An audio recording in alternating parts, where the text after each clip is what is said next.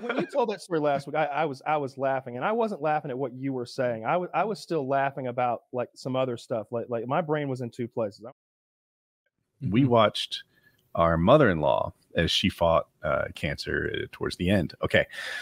And this person wasn't officially a death doula, but she kind of filled that role. She was a hospice worker, and she would come by and visit every day and kind of predict death. Like, you know, look her over and be, you know, 3 to 5 days from now, like, oh, maybe tomorrow. How did you pick a good one? They don't have reviews. We didn't pick her, but we got a good one. So you know, the hospice assigned her to us. And one time she's over and she's with Jackie, and she would just visit for like 30 minutes and explain like what the death rattle is and the breathing patterns. And, you know, you'd think a pamphlet wouldn't be helpful, but it was. Just like reading through what's brand new information to us, well phrased. Did you want to say something, Kyle? I didn't want to interrupt, but I had a question. Is the pamphlet all text, or are there any cartoons of dying people in it? There's like pencil sketches of like things. X's over the eyes. No, really not like would. that. Stick But figures. but like a woman's hair and like a position she might lay in is like a pencil sketch type Brownie thing. faces. Yeah. No. All right. So let me continue. Anyway, so one time she comes over and she's usually there for like 30 minutes, and like she might help change the sheets and stuff. You have to move someone this far along very gingerly. And you guys are laughing at my mother-in-law dying. I am not. So that wasn't my intention. One time she comes over and she's like, she helps, she's finished, and she does this like she finishes and she's like, you know what, maybe I should stay. And that was her like, this woman's got minutes left. And she was right. She could see that. I didn't say anything then because I want to break the train of, thought or whatever. But I certainly, you were like, you're laughing, and I'm talking about my mother-in-law dying, and I felt bad instantly because I was like, you are talking about your mother-in-law dying.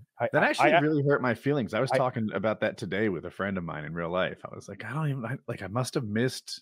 You did whatever you were talking about. It wasn't only that, but like I was still on the other thing, and like when you said that, like my brain caught up and it's like, oh, that is what we're talking about now. I thought you were laughing like an inappropriate story. In my head, this is the connection that I made. It was probably false, but I was like, did I miss something? Did I change the topic in a way that I wasn't supposed to? Like he's laughing at how out of touch I am, and I don't know why I'm so out of touch. Like I'm very confused by this whole thing.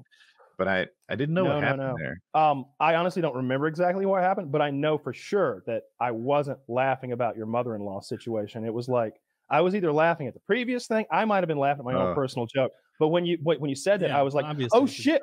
I was like, oh shit, I am laughing, and he is talking about that. But those things have nothing to do with one another. It was one of the carryover jokes things where someone probably made a joke, and then you're still laughing about that, and then someone else starts something. It's like if I do a funny Trump impression, then I'm like, I remember back to when my mom died. And Kyle's like, ha, ha, ha, ha. I'd be like, you cunt. Yeah. I think we were talking about this concept of like a death doula and how I was like, Taylor, I want to be your bad day doula, right? I'll be the guy that like make sure you get medical care. I'll get you back there a little faster, see the doctor. This is the shit I'm good at. I'm gonna be like, this guy with the gut arm. I'm seeing shortness of breath. I think you need to get him back there. Do you have a respirator available? And his cholesterol's clearly out of control. Right? Look at him. He brought salted meats into the waiting room. Dude, I did that for my kids once. Like they were just not being seen, and she was suffering badly. And I'm like, she's not breathing well anymore. And get her to the front of the line. I'm your bad day doula. And then that shifted to how I would help my mother-in-law.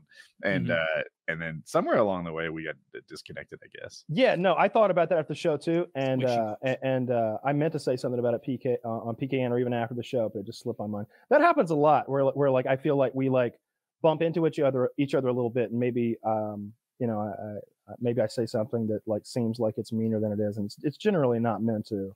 Well, thank you. Don't worry, I'll laugh at my own jokes. So like usually, so those are the guys. jokes. This is important. I don't want us to ever go to bed angry. I